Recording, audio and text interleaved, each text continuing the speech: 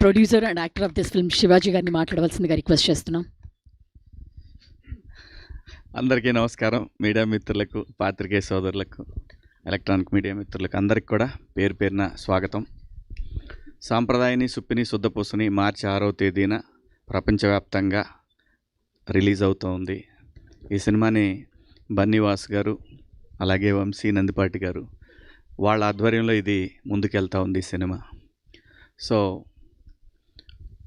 ఒక lucky combination వాళ్ళది, ఈటీవీది.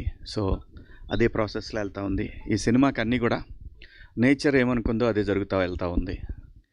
వాస్తవంగా ఈ సినిమా నేను స్టార్ట్ చేసింది మాత్రం థియేటర్కేనండి. సాయి గారు అంతే కదా. సో థియేటర్కే స్టార్ట్ చేశాము. అంటే ఏమవుద్దంటే ఈ కథకున్న గుణము, న్యాయంగా మాట్లాడుతున్నాను నేను, ఈ కథకున్న గుణము కథ తెలియకూడదు. ఈ జానర్కే ఉన్న గుణం అది. దాన్ని మనం కథ చెప్పినప్పుడు ఎంజాయ్ చేసిన విధానము మళ్ళీ నువ్వు రేపు పొద్దున్న థియేటర్లోకి చూసేటప్పుడు ఏంటంటే అతను చెప్పింది తీశాడు, ఇలాంటి ఫీలింగ్ వస్తాయి. ఇది నిజం. కానీ ఈ సినిమా ఏదైతే ఈటీవీ విన్కి చెప్పామో అది మాత్రమే తీసాం. ఎక్కడా కూడా సినిమాలో ఒక కొంచెం ఎక్కువ కొంచెం తక్కువ అనేది ఉండదు. వాళ్ళకి ఏదైతే చెప్పామో అదే తీసాం. ఇందులో వాళ్ళకి చెప్పిన ఆర్టిస్టుల కన్నా కూడా చాలా పెద్ద ఆర్టిస్టులను పెట్టాను ఈ సినిమాకి.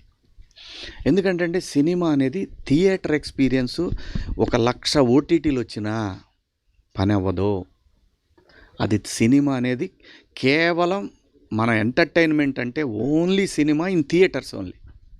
ఇంకెక్కడ చూసినా కానీ అంత ఆనందం మాత్రం రాదు. అన్నీ మర్చిపోవాలంటే ఓటీటీలో ఏముందండి, సినిమా చూస్తా ఆపి పాజ్ చేసి బయటికి పోవచ్చు, చేయొచ్చు, రావచ్చు, ఏమైనా చేయొచ్చు. పాపం ఆయన అసలు ఏం చెప్పాలో తెలియట్లేదు ఆయనకి.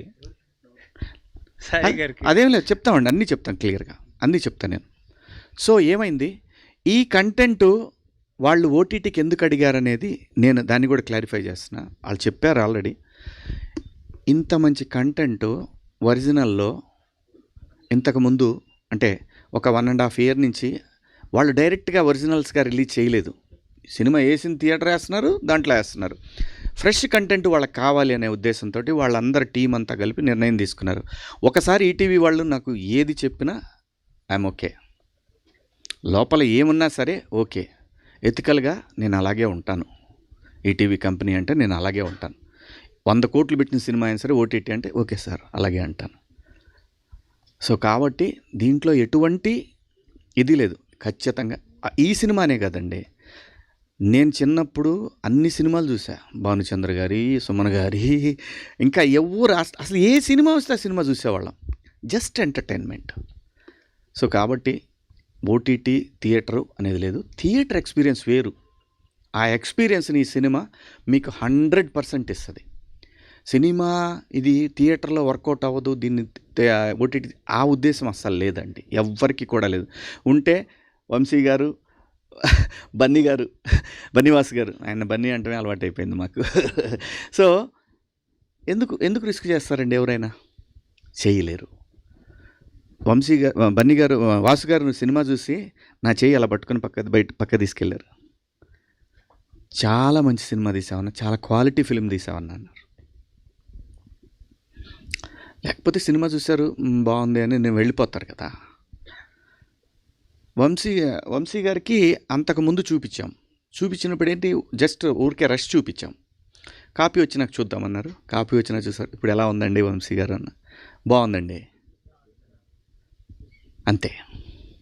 అందరు ఎవరెవరు చూసారు, మీరు వచ్చారు, వంశీ గారు, అనిల్ గారు, అలాగే ఈటీవీ ఫ్యామిలీస్ అందరూ చూసి, మా ఫ్యామిలీస్, మా టెక్నీషియన్ ఫ్యామిలీస్ అందరూ హిలేరియస్గా ఎంజాయ్ చేసిన తర్వాత ఒకటే ఆలోచన, అంతే, ఇంకా రెండో మాటే లేదు, థియేటర్కి వెళ్ళిపోదాం. ఏం సాయి గారు, పక్కా ఇదే అండి. ఇందులో ఏమీ మీనమేషాలు ఏమీ లేవు.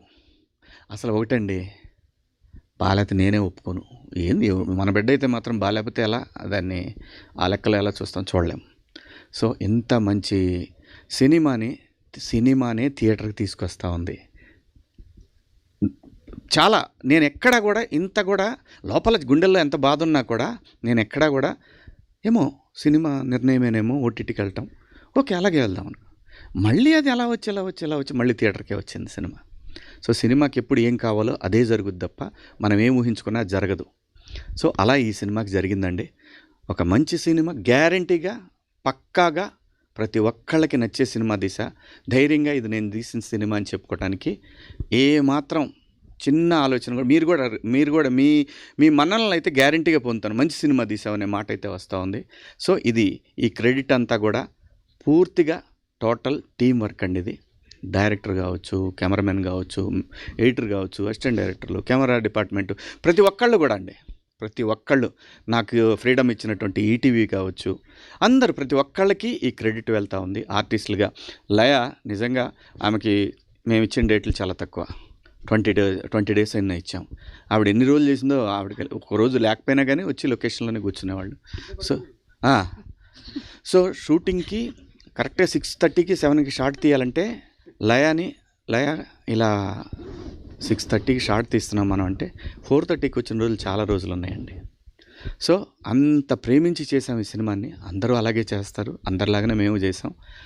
డెఫినెట్గా రేపు మార్చి 6వ తారీఖున ప్రపంచవ్యాప్తంగా థియేటర్లోకి వస్తూ ఉంది.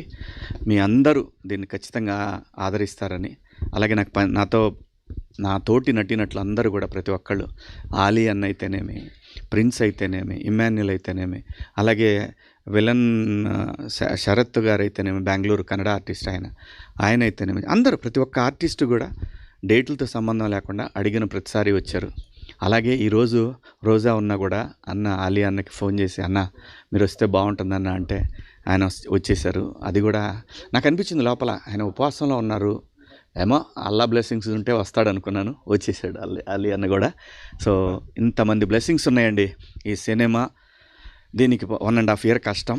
ఖచ్చితంగా రేపు 6వ తారీఖు ఈ కష్టానికి మీ అందరి నుంచి ఒక మంచి అప్రిషియేషన్ వస్తుందని ఆశిస్తూ, మా సినిమాని మీరందరూ థియేటర్లో తప్పక చూస్తారని కోరుకుంటూ, థ్యాంక్ యూ. ఇంకెవరిని మర్చిపోలేదు కదా, థ్యాంక్ యూ సో మచ్. ప్రతి ఒక్కళ్ళకి కూడా నన్ను ఏది అడిగితే అది ఎప్పుడు కూడా ఒకటే అండి, ఈటీవీ విన్కి నాకు ఏదైతే బాధ్యత అప్పచెప్పారో ప్రతి ఒక్కటి నన్ను వాళ్ళు ఎప్పుడూ అడగలేదు ఏంటి అని. ప్రతి ఒక్కటి ఆర్టిస్టుల విషయం కానివ్వండి, లొకేషన్స్ కానీ ఏదైనా సరే ఒక మెసేజ్ కొట్టి అప్రూవల్ తీసుకొని చేసేవాడిని. ఎందుకంటే నేను అడిగాను వాళ్ళని, ఫస్ట్ కట్ చూపిస్తా సార్, అప్పుడు మీరేం చెప్తే అది చేస్తానని.